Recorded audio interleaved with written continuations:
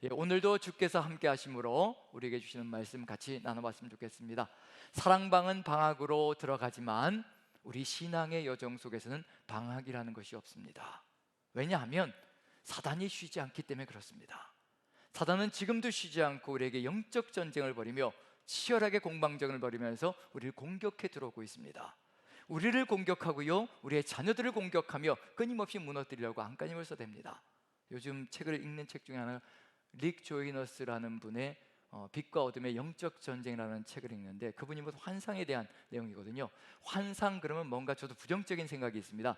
저도 이성적이고 합리적이고 논리적인 걸 추구하기 때문에. 근데 책을 읽으면서 정말 많은 부분에서 공감을 하게 됩니다.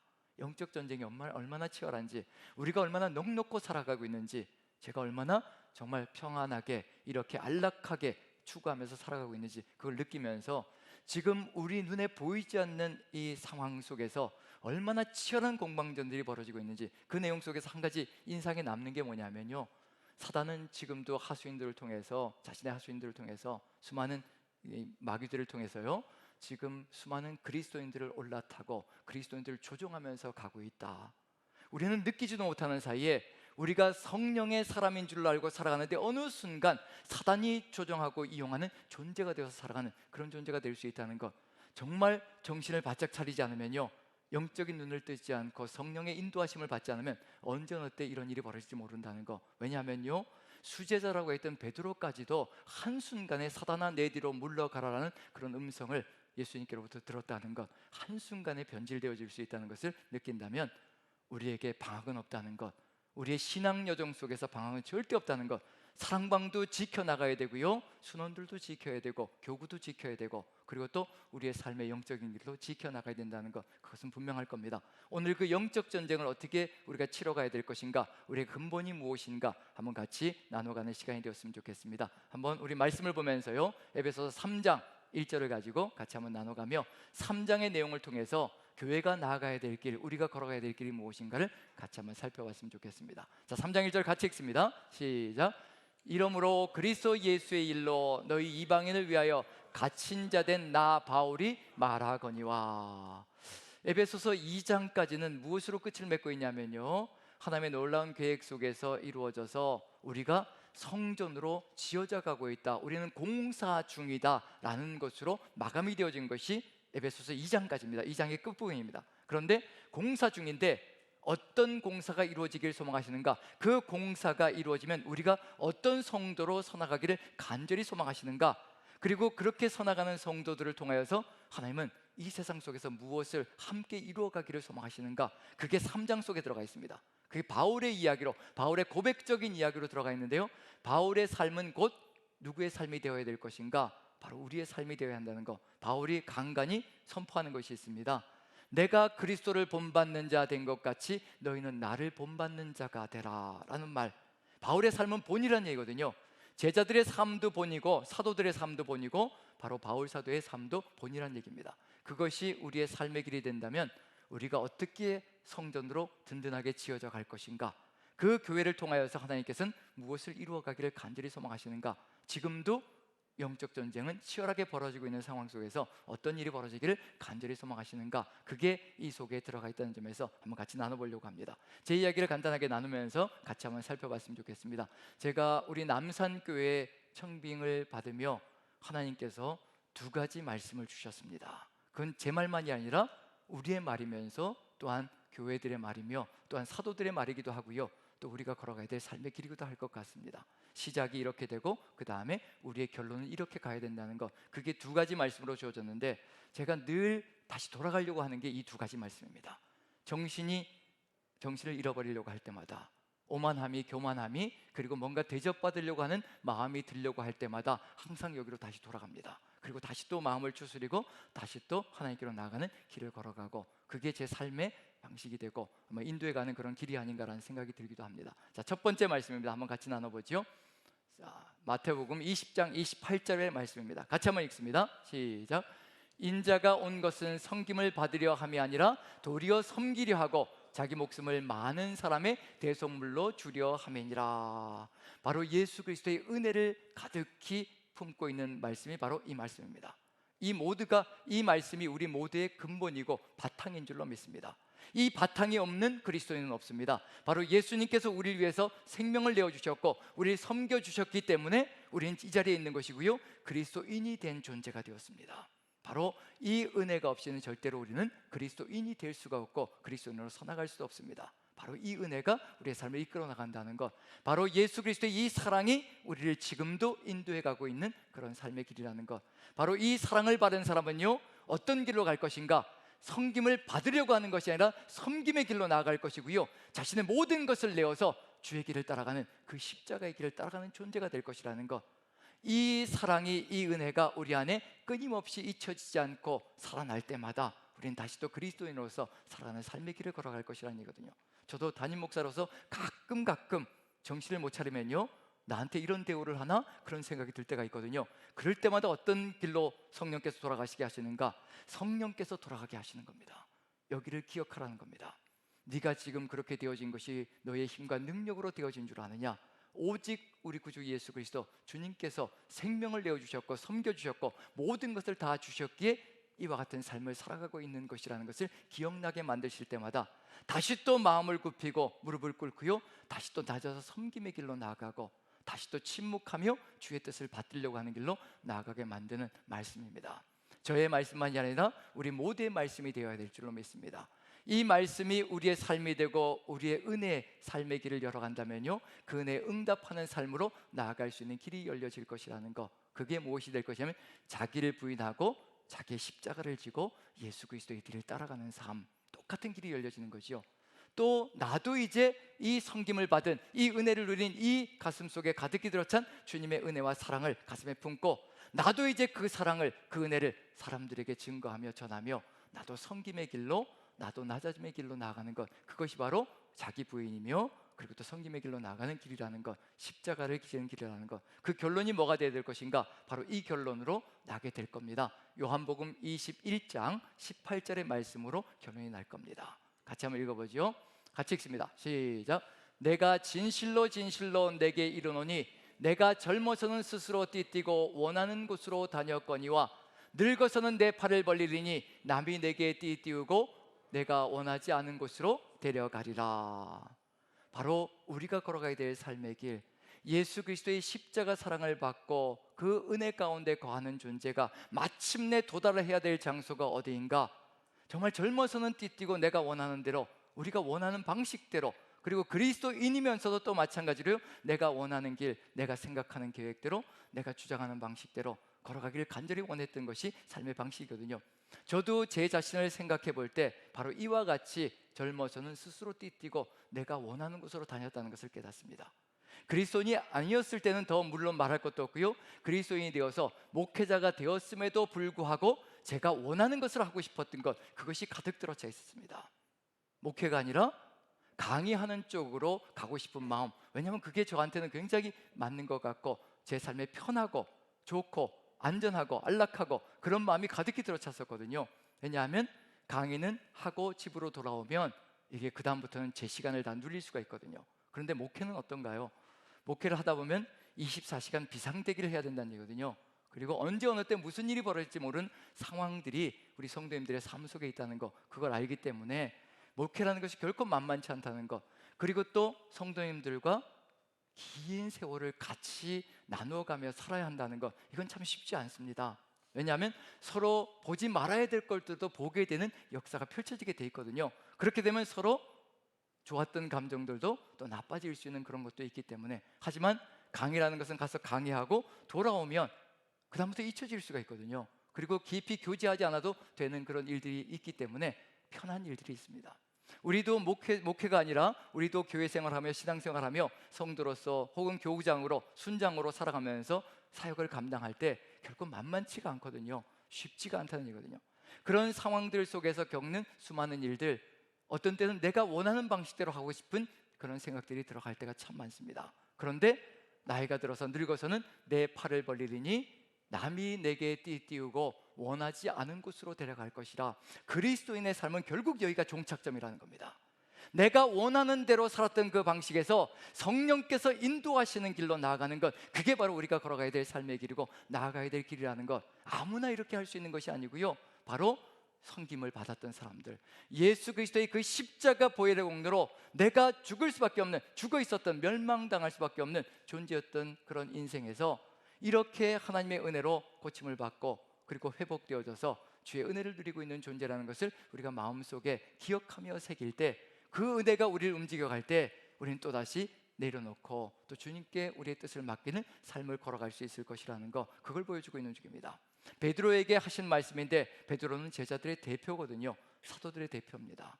그럼 결국은 베드로의 대표성을 살펴본다면 우리 모두에게 주신 말씀과도 같다는 것을 보여주고 있는 중이거든요. 그리고 베드로에게 찾아오셔서 말씀하신 것, 이미 부인하고 배신하고 갔던 베드로에게 오셔서 3번 내가 나를 사랑하느냐라고 질문하셨던 것, 그 얘기는 무슨 얘기냐면요, 예수님께서 나는 너를 이렇게 내 모든 것을 다 내어서 사랑하였노라, 너도 나를 사랑하느냐, 그 질문을 하고 계시는 중입니다.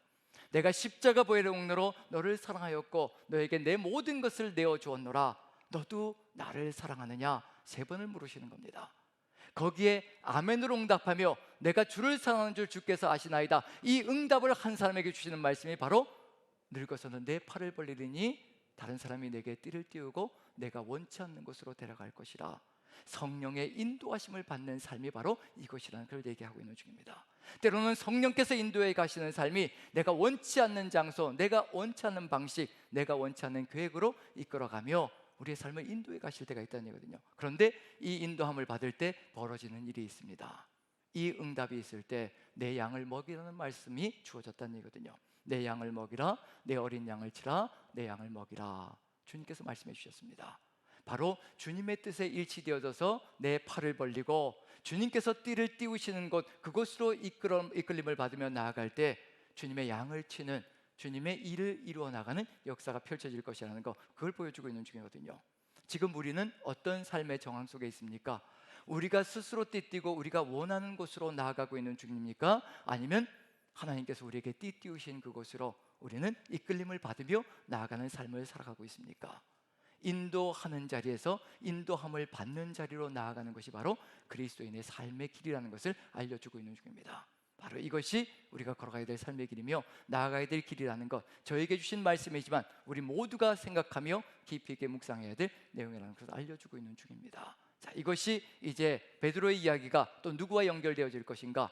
사도 바울과 연결되었냐면 어떤 역사가 펼쳐질까요? 베드로는 유대인에게로 향하고 사도 바울은 이방인에게로 향합니다. 이것이 합쳐지기 위하여 어떤 일이 벌어져야 될 것인가? 자, 이제 사도 바울의 이야기 속에서요, 이제 3장 1절을, 에베소서 3장 1절을 다시 한번 읽겠습니다. 그럼 거기에서 어떤 것이 눈에 띄시는지 한번 살펴보시기 바랍니다. 자, 3장 1절 보여주시면 좋겠습니다. 같이 다시 한번 읽을 때요, 어떤 단어가 가장 많이 눈에 띄는지 한번 찾아보시기 바랍니다. 같이 읽습니다. 시작. 이러므로 그리스도 예수의 일로 너희 이방인을 위하여 갇힌 자 된 나 바울이 말하거니와. 자, 어떤 단어가 눈에 띄시나요? 어떤 단어가 눈에 띄시나요? 갇힌 자, 갇혔다라는 겁니다. 저는 이 갇힌 자라는 이 단어가, 바울이 고백하는 이 단어가 그냥 육신적으로 감옥에 갇혔다 그 이야기가 아니라, 내가 이제 다른 사람이, 내가 팔을 벌리고 다른 사람이 내게 띠를 띄우고 내가 원치 않는 곳으로 데려갔다, 그 말과 같은 것이라고 생각되어집니다. 지금 바울 사도는 감옥에 갇혀 있거든요. 그런데 그 감옥에 갇힌 것을 무엇이라고 고백하고 있는 중이냐면요, 그리스도의 예수의 일로 너희 이방인을 위하여 갇혔다라고 얘기를 합니다. 그게 바울 사도의 신앙 속에 들어가 있거든요. 이것이 잘못된 것이 아니라, 이것이 억울하고 분한 것이 아니라 바로 예수 그리스도의 일로 말미암아 이방인을 위하여 내가 갇힌 자가 되었다, 원치 않는 길이 아니라 바로 이 길이 바로 하나님께서 이끌어 가시는 길이라는 것을 보여주고 있는 중이거든요. 우리도 바로 이와 같은 삶의 길을 걸어간다면 어떤 역사가 펼쳐질 것인가, 어떤 길을 열어갈 수 있을 것인가, 그걸 보여주고 있는 중입니다. 자, 여기에서 한번 생각해 봐야 될 게 뭐냐면요, 바울은 이제 옥중 서신이 4권이 있습니다. 여기서 보면 에베소서와 빌립보서, 골로새서, 그 다음에 빌레몬서, 이 4권의 서신이 옥중 서신입니다.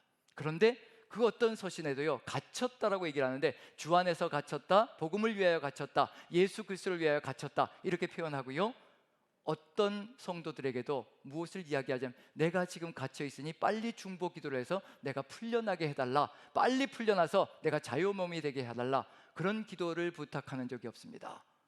지금 바울 사도가 갇혀 있음에도 불구하고 기도를 부탁하는 것은 뭐냐면요, 내가 담대히 하나님의 말씀을 증거할 수 있도록 말씀을 허락하여 주시기를 위하여 기도해 달라고 이야기합니다. 감옥 안에서도 담대하게 말씀을 증거할 수 있도록 그 말씀을 부여해 주시고 허락해 달라고. 빌립보 감옥에 갇혀 있을 때는, 빌립보에 갇혀 있을 때는 빌립보 성도들에게 준 그 빌립보서에는 감옥에 갇혀 있을 때 뭐라고 얘기하냐면요, 자신이 감옥에 갇혀 있을 때 시위대 뜻 안에 예수 그리스도의 영광이 드러났다라고, 예수 그리스도를 증거할 수 있는 기회가 주어져서 그들에게 예수 그리스도의 향기를, 영광을 드러내었다라고 이야기를 합니다. 자신이 갇힌 그 모든 것까지도 오직 예수 그리스도의 일을 위하여, 그리고 이방인을 위하여, 하나님의 뜻을 위하여 사용되는 것이라는 것을 이야기하고 있습니다. 이것이 무엇을 통하여 이루어진 것일까? 이것이 억울하다는 호소가 되지 않는 것이 어떤 이유 때문에 그럴까? 무엇이 가슴속에 가득히 들어차 있을까요? 바로 하나님의 은혜가 가슴속에 가득히 들어차 있기 때문에 그럴 겁니다. 그래서 어디와 연결될 수밖에 없느냐면요, 이것이 없다면 이 일은 억울한 것이 되고 말 겁니다. 그래서 에베소서 3장 7절부터 보시면요, 바울은 이런 고백을 합니다. 이 갇힌 것이 주를 위하여, 이방인을 위하여 갇힌 것, 하나님의 뜻을 위하여 갇힌 것이라는 것을 고백할 수 있는 것은 바로 이것 때문에 그렇습니다. 3장 7절부터 한번 살펴보죠. 7절, 8절, 9절 같이 한번 천천히 한번 읽어봅니다. 같이 시작. 이 복음을 위하여 그의 능력이 역사하시는 대로 내게 주신 하나님의 은혜의 선물을 따라 내가 일꾼이 되었노라.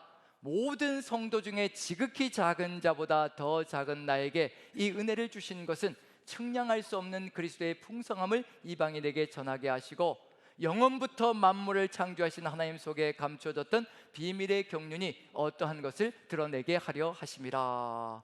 분명히 감옥에 갇혀 있는데도 불구하고 무엇을 기억하고 있는 중이냐면요, 이것도 하나님의 은혜의 경륜을 선포하기 위한 하나님의 뜻이다라고 고백하고 있습니다. 이 복음을 위하여 그의 능력이 역사하시는 대로 내게 주신 하나님의 은혜의 선물을 따라 내가 일꾼이 되었다. 하나님의 은혜의 선물로 말미암아 내가 여기 서 있다. 은혜를 잊지 않고 있는 중입니다. 바로 예수 그리스도의 은혜가 무엇인지를 가슴에 새기고 있는 중이거든요. 그 은혜가 어떻게 고백되어지고 있느냐면요, 8절에 고백되어지고 있는데 바로 이런 고백입니다. 우리 안에도 이런 고백이 있는지, 그렇다면 어떤 삶의 정황 속에서도 하나님이 이끌어 가시는 그 길 속에 불평과 원망이 아니라 그것도 하나님께서 뜻을 이루어 가시는 통로가 될 것이라고 고백하는 역사가 펼쳐질 겁니다. 제가 한번 읽어봅니다. 모든 성도 중에 지극히 작은 자보다 더 작은 나에게 이 은혜를 주신 것, 이게 바로 바울의 고백입니다. 죄인 중에 괴수거든요. 교회를 박해하고 핍박하며 죽이기까지 했다라고 고백했던 것이 바로 바울의 삶의 여정 속에 들어가 있는 그런 내용입니다. 그런데 이 죄인 중에 괴수인 나에게 오셔서 바로 구원의 역사를 일으켜 주셨다. 주님께서 십자가의 보혈의 공로로 나도 구원해 주셨다. 그 고백이 이 안에 가득 들어차 있습니다. 바로 지극히 작은 자 중에 더 작은 나에게, 우리가 누군가에게 분노를 품을 때 한번 생각해 보십시오. 내가 무시당했을 때입니다. 내가 폄하당했을 때입니다. 내가 비방을 당했을 때입니다. 감히 나를, 내가 너보다 뭐 못한 게 있다고, 내가 너보다 너 낮은 것이 무엇이 있다고, 그런 마음이 들 때요, 우리 안에서 분노가 치밀어 오르기 시작합니다. 교회 안에서도 벌어질 수 있는 일입니다. 그러할 때 이제 말로 받아치는 일들이 벌어지기 시작하는 거죠. 어디로 나간 것이냐면요, 은혜를 상실한 것과 같은 얘기입니다. 지극히 작은 자보다 더 작은 나, 이것을 잃어버린 겁니다. 우리 구주 예수 그리스도 앞에서 우리가 내세울 것이 아무것도 없습니다. 내가 지금 살아가면서 큰 소리 칠 수 있는 것이 아무것도 없다는 얘기입니다. 오히려 내가 큰 소리 칠 수 있는 것이 있다는 것, 그거 하나하나가 더 큰 은혜라는 것을 이야기하고 있는 중입니다. 내가 남들보다 더 나은 것이 있다면, 남들보다 더 좋은 것을 가지고 있다면, 남들이 누리지 못하고 있는 것을 내가 누리고 있다면, 그것은 하나님께서 은혜로 부여해 주신 겁니다. 모두가 죽어 있었던 존재가 되고요, 모두가 멸망당할 수밖에 없는 존재였다는 것은 너무도 똑같습니다. 전혀 다르지 않습니다. 그런데 누군가에게 분노를 치밀어 오르게 하고, 누군가에게 또한 분노를 내뱉게 하고, 이런 일이 벌어지는 것, 내가 작은 자가 아니라는 것을 인식하고 있다는 얘기가 되는 거죠. 내가 가장 작은 자, 지극히 작은 자라는 것을, 하나님이 아니면, 주의 은혜가 아니면 결코 설 수 없는 존재라는 것을 끊임없이 성령의 역사로 말미암아 성령 충만함으로 우리가 기억한다면요, 우리는 달라질 수가 있습니다. 태도가 달라질 수가 있고 다시 또 겸손이 낮아질 수가 있습니다. 예수님께서 우리에게 주신 것, 인자가 온 것은 섬김을 받으려 함이 아니라 섬기려 하고 많은 사람을 위하여 목숨을 대속물로 주기 위하여 왔다. 이것이 예수님의 삶이고 우리가 그 은혜가 우리 안에 가득 들어차 이것이 우리의 삶이 된다면요, 그 은혜가 우리의 삶을 이끌어간다면요, 우리는 어떤 상황 속에서도 누가 나를 가두려고 할지라도, 누가 나를 무시하고 멸시할지라도, 조롱할지라도 우리는 동일하게 행동하며 나아갈 수 있는 삶을 살아갈 수가 있습니다. 그 길을 이야기하고 있는 중입니다. 그러할 때 벌어지는 일이 있지요. 그리스도의 풍성함을 이방인에게 전하게 하시려고, 이 모든 상황들이 이 은혜가 하나님의 뜻을 이루어가게 하려고 베드로는 유대인들에게 나아가 복음을 증거하는 사명을 감당했다면요, 바울은 이 은혜가 이끌어가 감옥에 갇히면서까지도 이방인들에게 하나님의 복음을 증거하는 역사를 이루어가게 만드는 것, 이 복음이 어떤 역사를 이루어갈 것인가, 바로 여기서 7절 보면요, 이 복음을 위하여라고 되어 있습니다. 이 복음을 위하여. 이 복음이 어떤 역사를 이루어갈 것인가, 만약에 우리가요 주 예수 그리스도의 그 복음 안에 든든하게 거하고 있다면요, 우리 남산교회는 이 세상에서 최고로 강력한 교회가 될 겁니다. 사단이 절대로 범접할 수 없는 강력한 교회, 십자가의 군병으로 가득 들어찬 교회가 될 겁니다. 그런 교회를 하나님께서는 세우시기를 간절히 소망하시며 복음을 우리에게 주셨습니다. 이 복음을 위하여라고 하는 거 보니까 어디에 이 복음이 들어가 있을 것인가, 이 복음을 위하여. 자, 힌트는 지금 1절을 얘기했고요, 에베소서 3장에서요 1절을 얘기했고 바울이 갇힌 자 되었다고 얘기했고요, 그 다음에 7절부터 읽었습니다. 그럼 이 복음은 어디에 있을까요? 어디에 설명되어져 있을까요? 제가 이렇게 자꾸 이렇게 국어학적인 질문을 드리는 이유는 머리를 써서 치매를 방지하기 위한 목적이 들어가 있습니다. 오래 건강하게 뇌를 사용하며 사시기 원한다면 머리를 쓰셔야 합니다. 우리에게 머리를 준 것은 액세서리로 주신 게 절대 아니라는 거. 자, 한번 써보시죠, 머리를. 자, 1절과 7절 이 복음이라고 얘기하고 있습니다. 어디에 있을까요? 이 복음은요 2절부터 6절. 잘하셨습니다. 박수를 보내드립니다. 2절부터 6절 사이에 들어가 있습니다. 그럼 2절부터 6절까지 보면 이 복음이 도대체 어떤 것인가, 이 복음을 통하여 우리 하나님께서 이루고자 하시는 것은 무엇인가, 그걸 한번 느껴볼 수 있겠죠. 자, 그러면 이제 제가 여러분들에게 복음에 대해서 주일날 설교한 적이 있습니다. 기억이 나시죠? 이거 색깔을 보여드려야 기억이 날까요?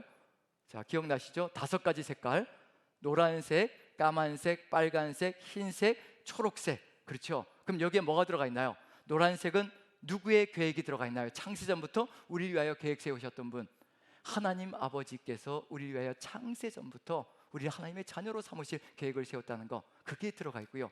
그 다음에 또 이 계획을 이루어가기 위해서 우리의 죄를 사하시기 위해서 어떻게 하나요? 죄인을 자녀로 삼으실 수는 없잖아요. 죄를 사해 주셔야 자녀로 회복되어질 거잖아요. 그래서 어떤 계획이 들어갔나요? 시커먼 죄악 가운데 거하는 우리를 십자가의 보혈로, 예수 그리스도의 보혈로 우리를 구원해 주시고, 그리고 죄 없다, 의롭다 하시고 하얗게 만들어 주시고, 그 다음에 어떻게 하셨나요? 초록색. 어떻게 하셨나요? 이제 의롭다고 해주셨으니 이제 누구를 향하여 자라가야 되나요?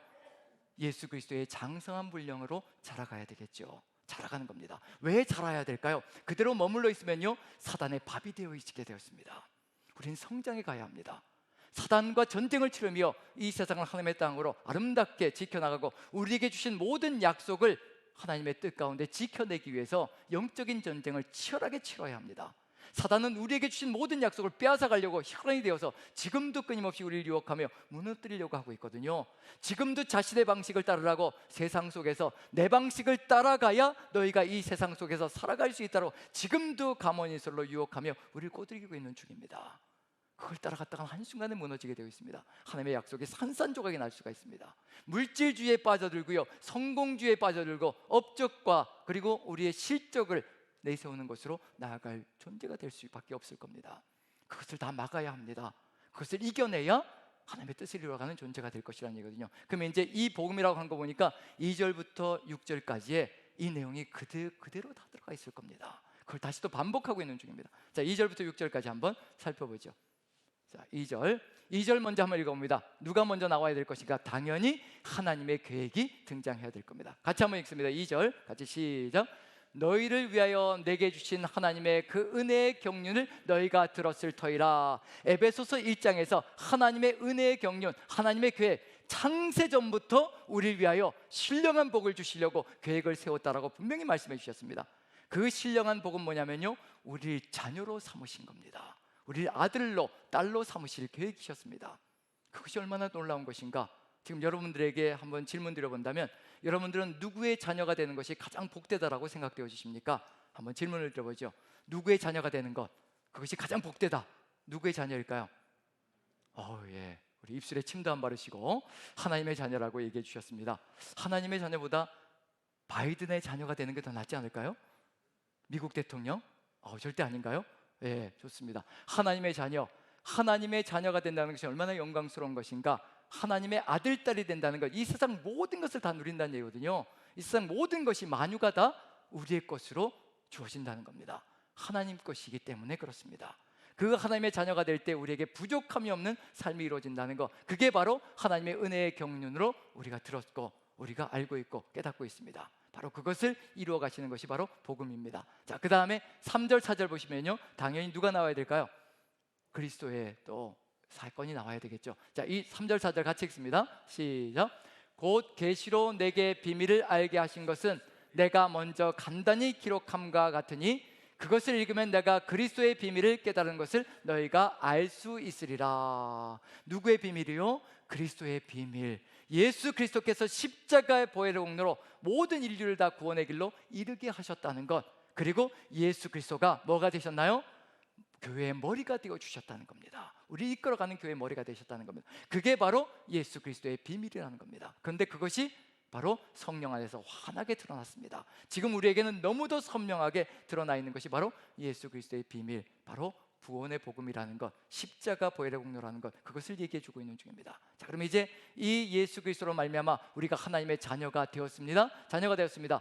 상속자가 된 거죠. 그럼 이제 어떻게 해야 될까요? 이걸 지켜야 되겠죠. 누가 지켜주시나요? 보호자가 되셔서 끝까지 우리의 영적인 전쟁을 같이 치러가며 보호자의 역할을 하시며 우리의 구원의 역사를 지켜주시는 분, 누구이신가요? 네, 성령님이시죠. 5절 같이 한번 읽어봅니다. 같이 읽습니다. 시작. 이제 그의 거룩한 사도들과 선지자들에게 성령으로 나타내신 것 같이 다른 세대에서는 사람의 아들들에게 알리지 아니하셨으니, 다른 세대, 구약의 시대에는 이것이 나타나지 않았지만 이제 신약 시대에 우리 모두에게 나타났다라고 성령께서 깨닫게 하시고 알려주시며 이끌어 가신다는 것, 그리고 지금도 성령께서 우리의 구원을 지켜주시고 돌봐주시며 보호해주시고 이끌어 가신다는 것. 그럼 복음은 끝이 났나요? 끝이 없나요? 복음은 지금도 이루어지고 있는 중입니다. 성부 하나님께서 이루어 가시는 그 역사, 우리가 자녀가 된 것은요, 성취가 되어졌습니다. 그리고 예수 그리스도의 보혈의 공로로 우리가 구원함에 이른 것, 그리고 예수 그리스도가 교회의 머리가 되신 것, 성취가 이루어졌습니다. 성령께서 우리의 영생을 지켜가시며 천국에 이를 때까지 우리를 인도해 가시는 것, 그것은 지금도 진행 중에 있습니다. 복음은 지금도 완성되어져 가고 있는 중입니다. 그래서 성부, 성자, 성령을 떠나서는요, 우리는 살아갈 수가 없고 서 있을 수가 없고 이 복음을 완성시켜 나갈 수 없다는 것, 지금 우리가 성부, 성자, 성령 안에 거할 때 이 역사가 펼쳐진다는 것, 이 복음이 어떤 역사를 이루어갈 것인가, 그게 바로 6절에 주어져 있는 겁니다. 바울은 이런 이상을 보는 겁니다. 베드로가 바로 양들을 먹이라는 소명을 받았고요, 스스로 띠띠고 다니다가 하나님께서 띠를 띠우고 걸어가는 그 삶을 통해서 바로 유대인들에게 복음을 증거하는 역사를 이루어가고, 사도 바울이 또 이방인들에게 복음을 증거합니다. 그러면 어떤 역사가 펼쳐질까? 베드로와 사도 바울이 만나서, 우리가 또 만나서 어떤 역사가 펼쳐질까? 6절 같이 한번 읽어보죠. 같이 읽습니다. 시작. 이는 이방인들이 복음으로 말미암아 그리스도 예수 안에서 함께 상속자가 되고 함께 지체가 되고 함께 약속에 참여하는 자가 됨이라. 함께라는 단어가 3번씩 강조됩니다. 왜 3번일까? 성부, 성자, 성령께서 역사하시니 3번이겠죠. 여기서 함께, 누구와 함께일까요? 유대인과 이방인이 함께 상속자가 되고 함께 지체가 되고 함께 약속에 참여하는 자가 됩니다. 이것은 기적과도 같은 이야기입니다.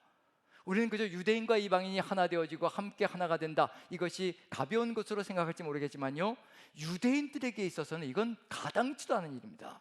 말 그대로요, 유대인들에게 있어서 이방인들은요, 개 같은 존재들이고 그리고 부정한 존재들이고요, 그리고 무엇이라고 심지어 얘기하느냐면 이방인들은 하나님께서 지옥의 불쏘시개로 삼으시려고 창조하셨다라고 얘기할 정도로, 그 정도로 인간 취급조차 하지 않는 것이 바로 이방인들입니다. 유대인들에게 있어서요.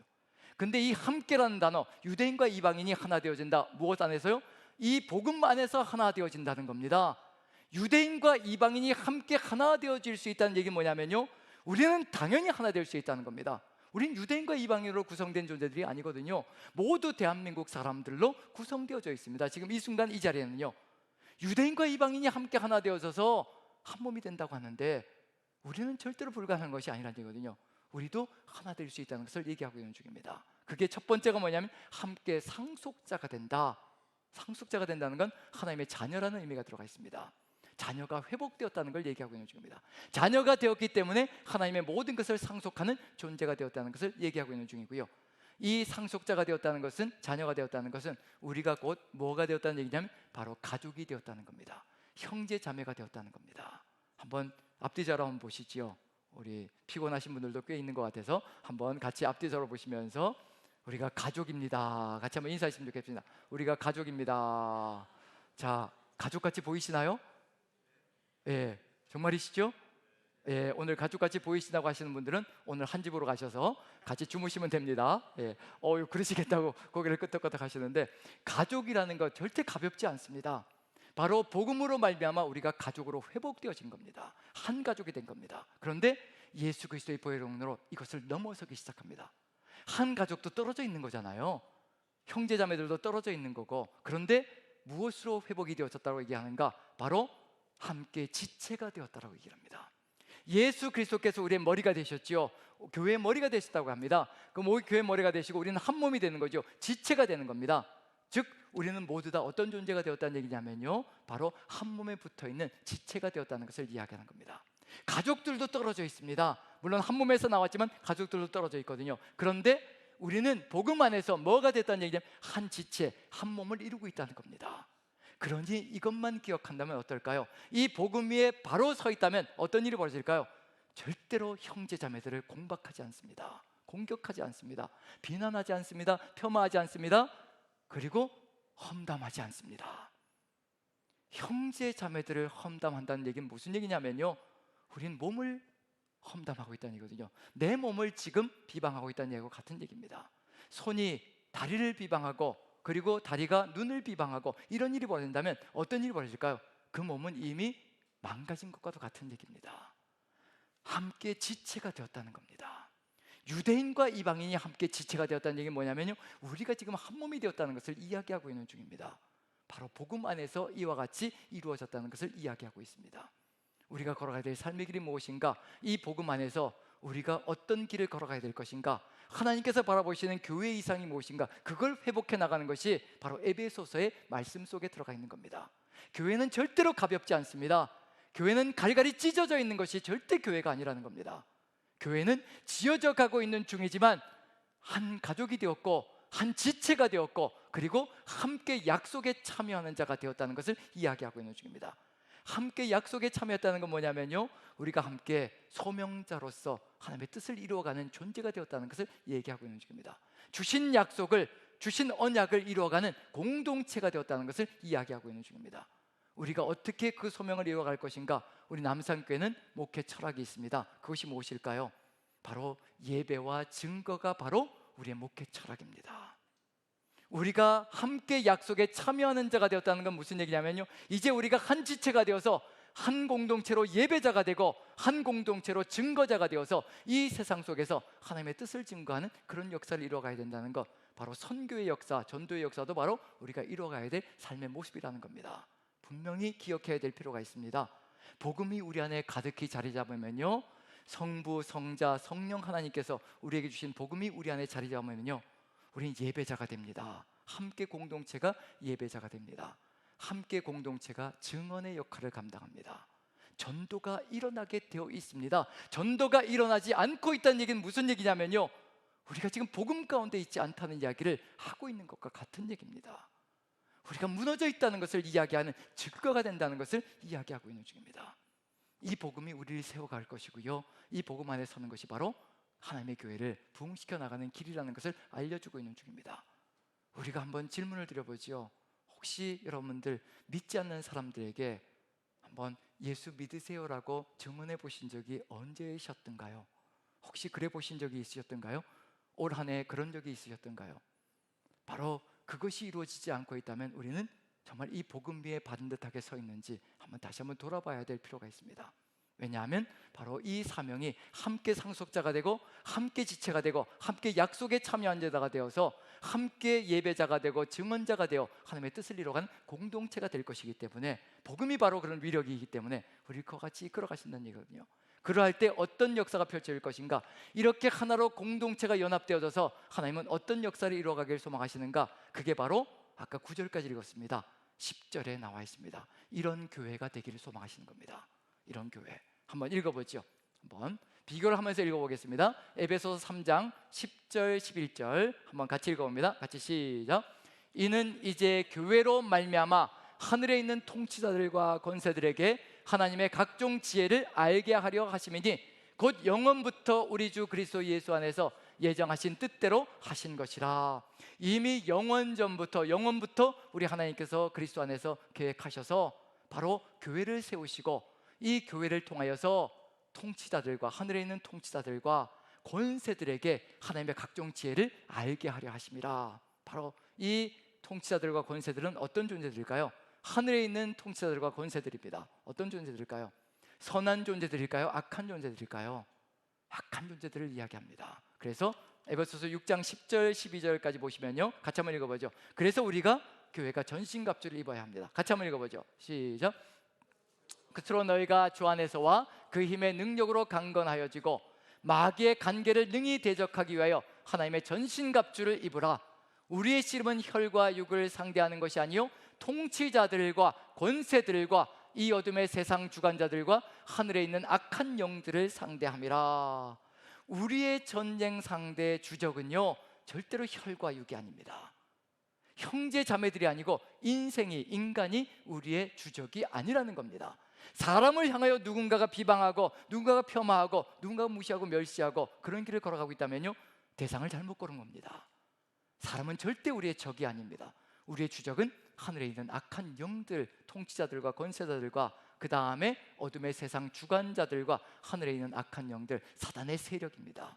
지금 사단의 세력들이 사람을 등에 업고 사람을 이용해서 하고 있는 것인데, 우리가 사람을 공격한다면요, 그건 잘못 대상을 고르고 있다는 얘기거든요. 그 사람을 이용하여 자신의 뜻을 이루려고 하는 사단을 공격하는 것이 우리의 삶이 되어야 될 겁니다. 바로 그것을 보여주기 위해서 바로 우리가 복음 안에 든든히 서나갈 때 바로 이와 같은 역사를 이어가는 존재가 될 것이라는 것, 그걸 마음에 새긴다면요, 지금 이 영적 전쟁이 지금도 치열하게 벌어지고 있다는 것, 그것을 마음에 새긴다면 이제 우리에게 복음에 입각해서 우리가 무엇으로 무장되어야 될 것인가, 전신갑주. 이 전신갑주가 누구인가요? 결국은요, 그래서 마지막으로 기도할 수밖에 없는 것이 있습니다. 이 전신갑주가 누구이실까요? 지금 우리와 함께 하시며 우리에게 힘을 주시고 능력을 주시는 분, 성령께서 함께 하시며 바로 예수 그리스도의 그 사랑으로 이 세상 속에서 살아가기를 간절히 소망하시는 것. 주 예수 그리스도의 그 사랑이 없다면요, 우리 이 세상에서 승리할 수 있는 길이 없습니다. 바로 십자가 그 사랑이 우리 안에 가득 들어찰 때 우리는 이 세상 속에 나가 바로 주 예수 그리스도의 사랑으로 전쟁을 치르며 바로 불쌍히 여길 사람을 불쌍히 여기며 사단을 대적하여 진리를 옹호하는 그런 길을 걸어갈 것이라는 것, 그런 점에서요, 이제 마지막 부분 한번 읽어보고 마무리 짓도록 하겠습니다. 에베소서 3장 14절부터 19절까지는요 이제 바울의 기도가 들어갑니다. 바로 우리가 끊임없이 기도해야 될 내용이 바로 이것이 아닌가라는 생각이 듭니다. 같이 한번 읽습니다. 천천히 같이 시작. 하늘과 땅에 있는 각 족속에게 이름을 주신 아버지 앞에 무릎을 꿇고 비노니 그의 영광의 풍성함을 따라 그의 성령으로 말미암아 너희 속사람을 능력으로 강건하게 하시오며 믿음으로 말미암아 그리스도께서 너희 마음에 계시게 하시옵고 너희가 사랑 가운데서 뿌리가 박히고 터가 굳어져서 능히 모든 성도와 함께 지식에 넘치는 그리스도의 사랑을 알고 그 너비와 길이와 높이와 깊이가 어떠함을 깨달아 하나님의 모든 충만하신 것으로 너희에게 충만하게 하시기를 구하노라.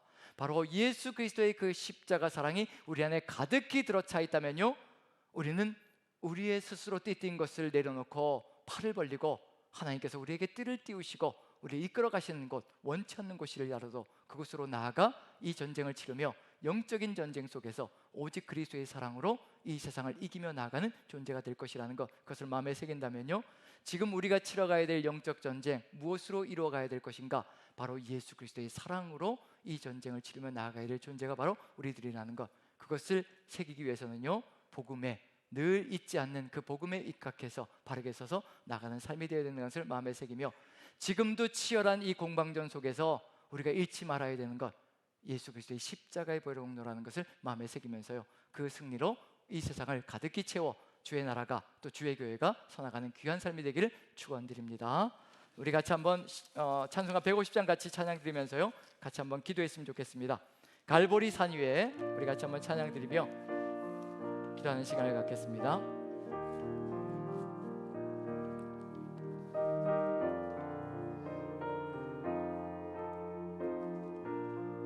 150장입니다.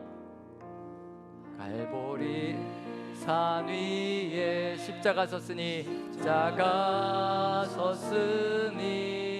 주가 고난을 당한 표라. 험한 십자가를 내가 사랑함은 주가 보혈을 흘림이라. 최후 승리를 얻기까지 주의 십자가 사랑하리. 빛난 면류관 받기까지, 빛난 면류관 받기까지 험한 십자가 붙들겠네. 멸시천대받은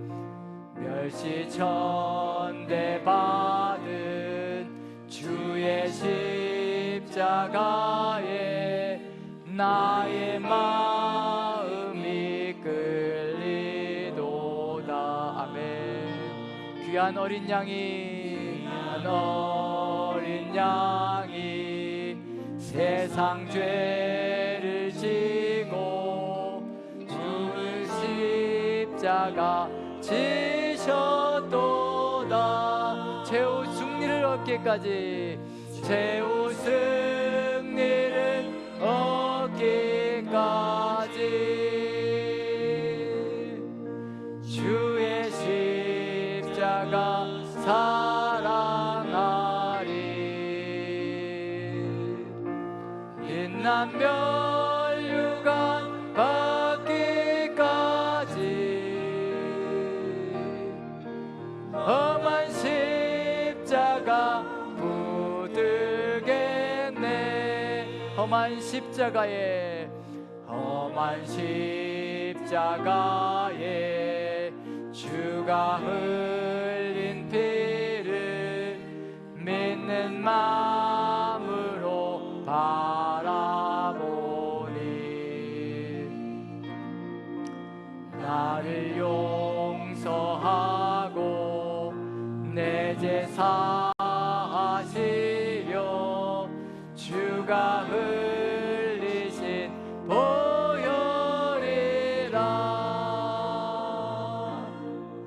최후 승리를 얻기까지 주의 십자가 사랑하리. 빛난 면류관 받기까지 험한 십자가 붙들겠네. 주님 예비하신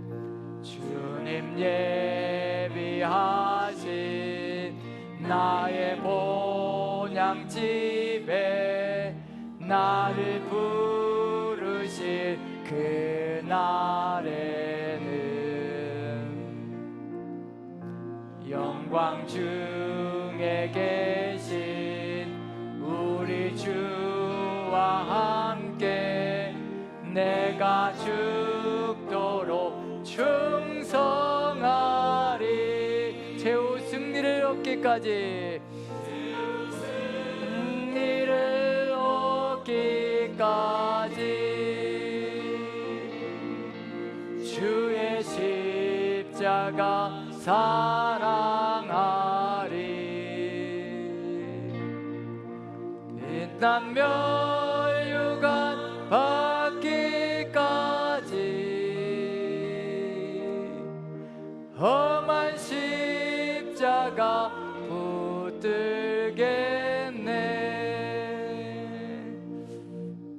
우리 같이 한번 기도했으면 좋겠습니다. 지금 우리가 살아가는 이 세상 얼마나 치열한 영적 전쟁이 벌어지고 있는지 우리 눈에 보이지 않지만, 그럼에도 불구하고 악의 세력들이 끊임없이 하나님 나라를 망치려고, 우리의 삶을 무너뜨리려고 덤벼들고 있습니다. 우리가 하나님의 상속자가 되었고, 그리고 함께 지체가 되었으며 함께 약속에 참여하는 자가 되었는데, 이 약속을 무너뜨리고, 그리고 이 구원의 역사 한몸된 것을 망가뜨리며, 그리고 상속자가 되어진 것을 모두 다 철저하게 망가뜨리려고 사단이 지금도 우는 사자같이 부르짖으며 삼킬 자를 찾아다니고 있습니다. 우리가 지금 이 순간에 주의 복음 안에서, 주 예수 그리스도의 보혈의 안에서 우리가 든든하게 서나가지 않는다면 언제 어느 때 무너질지 모르는 것이 바로 우리의 삶이라는 것을 기억하며, 주님 이 시간에 우리에게 성령의 역사로 우리가 주 예수 그리스도 안에서 주의 뜻을 받들며 나아가는 주의 사람들 되게 도와주옵소서. 이 영적인 전쟁을 주님과 함께 치러갈 수 있게 도와주옵소서. 다시 한 번 더 같이 한번 기도하는 시간을 갖겠습니다. 다 같이 기도합니다. 우리 주님께서 함께하여 주셔서 아버지, 이 전쟁 아버지 우리 힘으로는 치를 수가 없습니다. 아버지, 사단이 얼마나 간악하게 덤벼드는지 아버지, 우리가 시시때때로 유혹에 빠질 때가 있음을 고백합니다. 아버지 도와주시옵소서. 아버지, 성령께서 우리의 닫힌 눈을 열게 도와주시고 닫힌 귀를 열게 도와주셔서 오직 하나님의 마음으로 아버지 귀를 열게 도와주시고 눈을 열어 아버지 영안으로 이 세상 속에서 벌어지고 있는 아버지 사단의 모든 유혹들을 분별할 수 있게 도와주시옵소서. 그리하여 정말 복음 안에서 주 예수 그리스도의 그 뜻을 우리가 함께 아버지 상속자가 되고 함께 지체가 되고 함께 약속에 참여하는 자가 되어 하나님의 교회로 이 영적 전쟁을 아름답게 승리로 장식할 수 있도록 아버지, 이 치열한 전쟁 속에서 오직 주님 뜻을 받들어 나아갈 수 있도록 주께서 함께하여 주시옵소서. 아버지, 우리의 자녀들을 건드리고 있습니다. 아버지, 우리 주님께서 우리가 이 복음에 든든히 서서 그 삶을 아버지 증거할 수 있게 아버지 축복하시고 인도하여 주옵소서. 아버지께서 역사하여 주시옵소서. 오직 주께서 인도하여 주옵소서. 사랑의 하나님, 우리 주님께서 우리에게 힘을 더하여 주옵소서. 권능을 더하여 주시옵소서. 우리가 우리 눈으로 보지 못하고 우리 귀로 듣지 못하는 아버지 영적인 세계가 아버지 주께서 열어주시는 영안으로 환히 보게 도와주시고 사단의 모든 괴계를 분별할 수 있게 아버지 축복하여 주시옵소서. 우리에게 영안을 뜨게 하여 주시어 오직 복음 안에서 주와 함께 주께서 우리에게 약속하신 모든 것들을 온전히 누리는 삶이 될 수 있도록 주와 함께 하여 주시어서 아버지께서 지켜주시는 그 역사 평생의 길을 걸어갈 수 있게 은혜를 더하여 주시옵소서. 아버지, 우리의 자녀들을 지켜 돌보아 주시옵소서. 이 영적인 전쟁 속에서 아직 주님을 더 깊이 알지 못하고 깨닫지 못하여 아버지 사단에게 무너져 쓰러져가는 안타까운 우리의 자녀들이 있습니다. 아버지, 도와주시어서 오직 주의 은혜 가운데 이 복음의 생명이 되어서 오직 주의 뜻을 받들어 주님과 함께 나아가 이 전쟁을 함께 치르며 승리하는 우리의 자녀들 될 수 있도록 주께서 영적으로 아버지 붙들어 주시고 더욱더 강건하게 인도하여 주시어 하나님의 사람들로 세워 주시옵소서. 오직 주의 은혜가 우리에게도 우리의 자녀들에게도 가득히 들어차 오직 교회로 든든하게 서서 주의 뜻을 이루어갈 수 있도록 아버지께서 끝까지 지키시고 이끌어 가시며 세워가실 줄로 믿고 우리 구주 예수 그리스도 귀하신 이름을 받들어 기도합나이다. 아멘. 아멘. 자, 우리 다 같이 일어나셔서 선포하는 시간을 갖습니다. 주님 오실 때까지 험한 십자가 붙들고 이 영적인 전쟁을 승리로 이끌겠다는 결단을 가지고 다 같이 한번 선포합니다. 시작. 아멘. 주 예수여 오시옵소서. 마라나타. 아멘.